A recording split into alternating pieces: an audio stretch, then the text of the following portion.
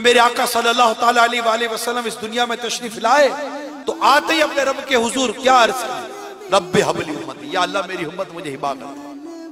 अपनी उम्मत के लिए रोते रहे, मेरी उम्मत, मेरी उम्मत, मेरी उम्मत। इस तरह के मेरे आका के दर्द किताबों में लिखे गए हैं कि आका को यह दर्द रहा कि कहीं मेरी उम्मत जहन्नम की आग में ना डाल दी जाए, कहीं मेरी उम्मत पर अजाब ना आ जाए।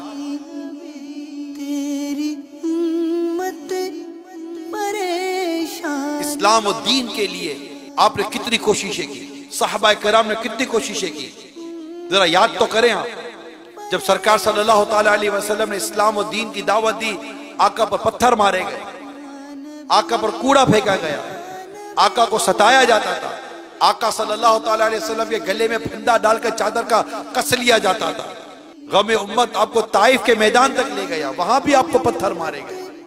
गज़वा बदर गम उम्मत, गज़वा उहद गम उम्मत, दीन का दर्द, इस्लाम की दावत आम करने का दर्द, सहाबा कराम की शहादतें, करबला का वाक़िया, गम उम्मत, दीन का दर्द, इस्लाम का दर्द कि इस्लाम और दीन का झंडा नीचे नहीं आना चाहिए और इस्लाम की दावत आम होनी चाहिए। इसके लिए सहाबा कराम शहीद हुए, इनके बच्चे शहीद हुए, सहाबियात शहीद हुई, इनकी औरतें बेवा हुई, इनके बच्चे यतीम हुए, करबला के मैदान में प्यासे रहे, भूखे रहे, लेकिन नाना के दीन को इमाम हुसैन रज़ी अल्लाह ताला अन्हु ने सर बुलंद ही रखा, नाना के दीन का झंडा नीचे ना आने दिया। और आज तक ये सिलसिला चलता चला आ रहा है।